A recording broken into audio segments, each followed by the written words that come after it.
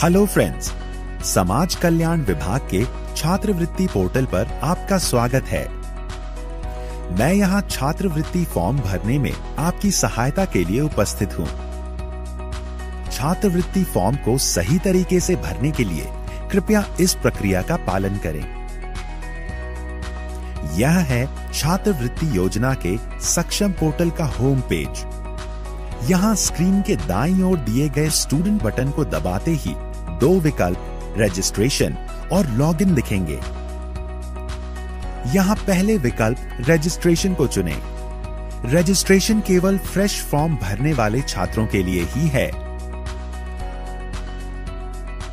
जो रिन्यूअल के छात्र हैं, उन्हें केवल गत वर्ष के अंक तथा प्रवेश की तिथि एवं विश्वविद्यालय द्वारा दिया गया एनरोलमेंट नंबर, गत वर्ष प्राप्त अनुरक्षण भत्ता व फीस एवं वर्तमान वर्ष में जमा की गई फीस का विवरण ही भरना है। फ्रेश फॉर्म भरने वाले छात्रों के लिए रजिस्ट्रेशन का विकल्प चुनते ही एक नया पेज खुलेगा, जिसमें मांगी गई सभी सूचनाएं सही भरें।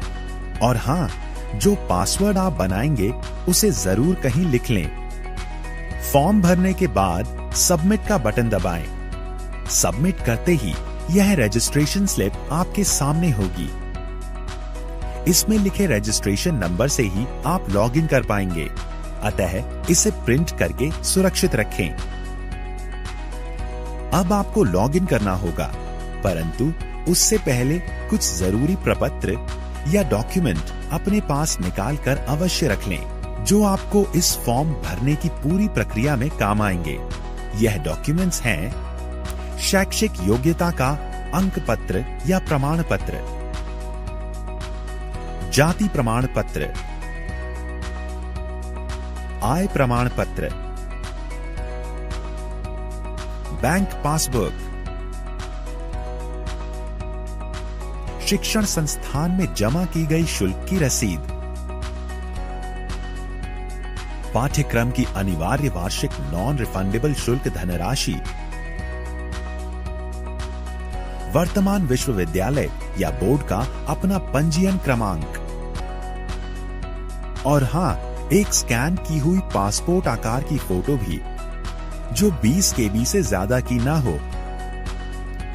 अब लॉगिन करने के लिए पुनः होम पेज पर जाएं और स्टूडेंट वाले बटन के अंदर जाकर दूसरे विकल्प लॉगिन को चुनें।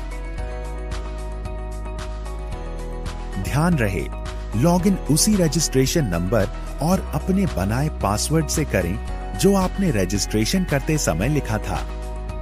और हाँ, रिन्यूअल वाले आवेदनों में पासवर्ड स्वतः जनरेट होता है। लॉगिन करते ही कुछ महत्वपूर्ण निर्देश आपके सामने खुल जाएंगे। उन्हें पढ़ें और टिक लगाकर प्रोसीड करें। प्रोसीड करते ही आपके सामने एक नया पेज खुलेगा, जिसमें दिए गए विकल्पों में से छात्रवृत्ति हेतु आवेदन पत्र भरें को चुनें। शैक्षणिक योग्यता से संबंधित जानकारी इस पेज पर भरें।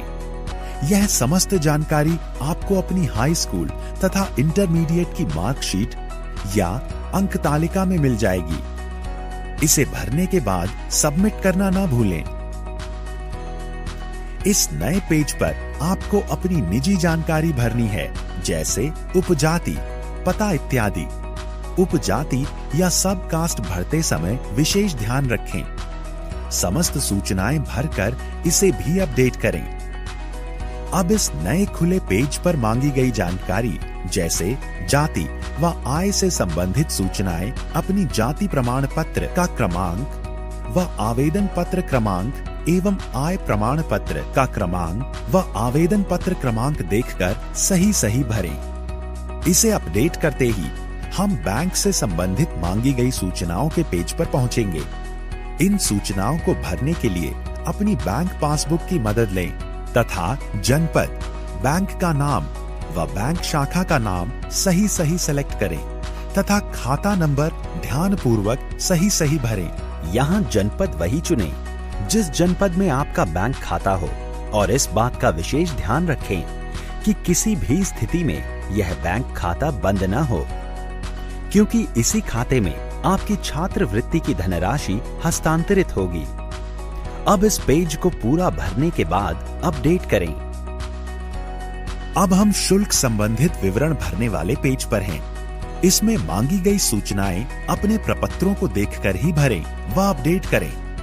हम अपने गत वर्ष का विवरण भरने एक नए पेज पर आ गए हैं। यह सूचनाएं भी अपनी मार्कशीट या अंक तालिका देखकर भरें और पुनः अपडेट करें। तो लीजिए, आपने एक चरण पूरा कर लिया है। अब फिर से होम पेज पर जाकर फोटो अपलोड के विकल्प को चुनकर अपनी 20 KB वाली फोटो अपलोड करें। आपने यह चरण भी पूरा कर लिया है। अब आपका फॉर्म भर गया है।